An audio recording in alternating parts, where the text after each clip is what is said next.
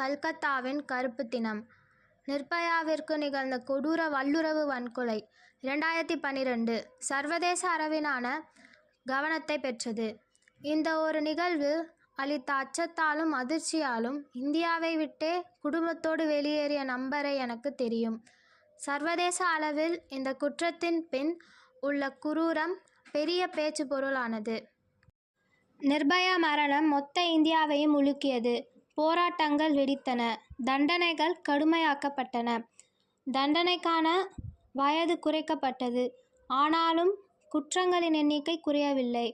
Mumbai gang rape 2013, Unnao 2017, கத்துவா 2018, அத்ராஸ் 2020 என்ற குற்றங்கள் தொடர்ந்தபடியே தான் இருந்தன.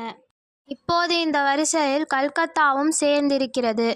பயிற்சி மருத்துவர் ஒருவர் மருத்துவமனையிலேயே அங்கு பணிபுரியும் காவலர் ஒருவரால் வல்லுறவுக்கு ஆட்படுத்தப்பட்டு கொலை செய்யப்பட்டிருக்கிறார்.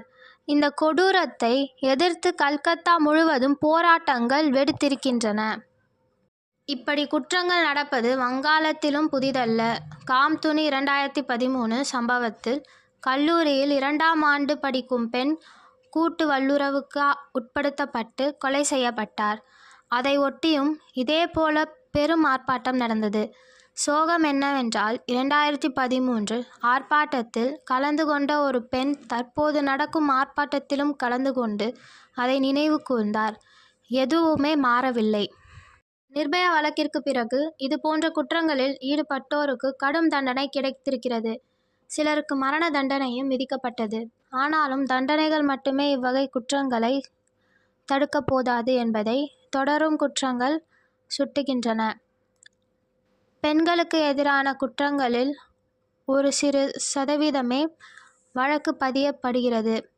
பெண்கள் வழக்கு பதிவு செய்வது அவருக்கும் அவரின் குடும்பத்தாரின் நற்பெயருக்கும் களங்கத்தை உருவாக்கும் என்ற வலுவான சமூக நம்பிக்கை முக்கிய காரணம். காவல்துறை மேலான அவநம்பிக்கையும் அச்சமும் கூடுதலான ஒரு காரணம். ஒரு சராசரி ஆணுக்கு போலீஸ் ஸ்டேஷன் போவது என்பதே தண்டனை போலதான்.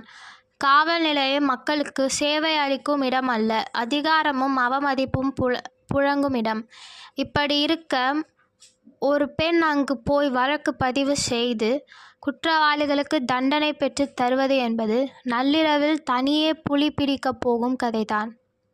பிரிட்டன், ஆசி, அமெரிக்கா போன்ற நாடுகளில் இவ்வகை குற்றங்களுக்கு தண்டனை பெறுவோர் அளவு சராசரியாக 60% மேல் இருக்கிறது.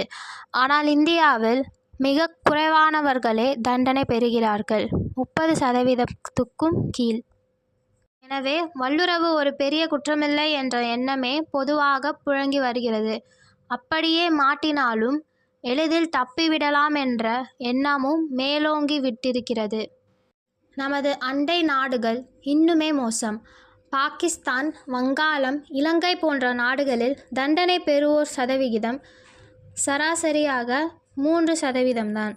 சமூகத்தில் பெண்களுக்கான இடம் என்ன என்பதற்கும் அவர்கள் மீதான வல்லுறவுக்கு குற்றங்களுக்கும் நெருங்கிய தொடர்பு உள்ளதை நாம் கவனிக்கலாம்.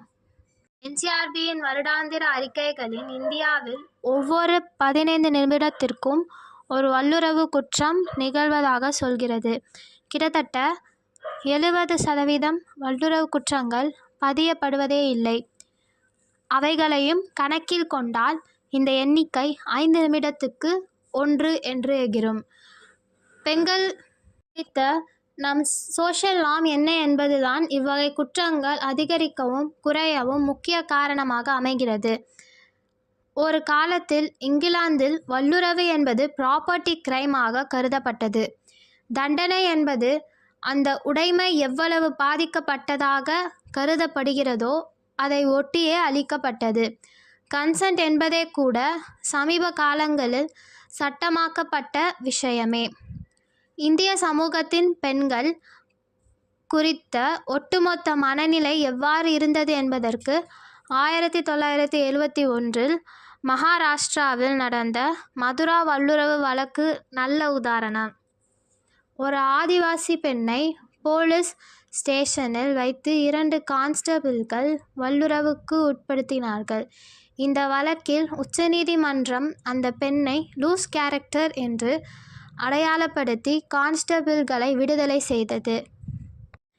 இந்த தீர்ப்பை எதிர்த்து சட்டம் பயிற்றுவிக்கும் 4 பெண் பேராசிரியர்கள் நீதிபதிகளுக்கு திறந்த கடிதம் எழுதினார்கள். ஃபாரம் அகெயின்ஸ்ட் ரேப் என்ற பெண்ணிய இயக்கமே இந்த புள்ளியிலிருந்து தான் ஆரம்பமானது. இவர்கள் முன்னெடுத்த போராட்டங்கள் தான் 1983 வல்லுறவு சார்ந்த சட்டங்கள் மாற காரணமாக அமைந்தன.